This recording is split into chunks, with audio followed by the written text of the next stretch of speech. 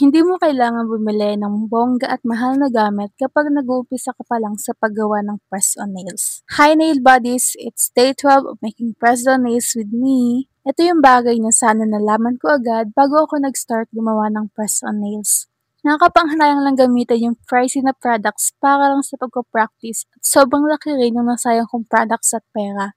Pero kung gusto niyo naman ng quality agad at may budget kayo, why not, 'di ba? Pero para sa mga budgetar na tulad ko, meron naman na mura lang pero okay na sa pagpo-practice natin at panglaban na rin if gusto niyong gawing business 'tong paggawa ng press-on nails. At mahalaga rin na masipag kayong maghanap ng products na maganda ang quality pero pasok na pasok sa budget. Sa process na yon, dun tayo matututo kung paano ba mag-design, maglagay ng charms at syempre kung anong style talaga yung gusto mo.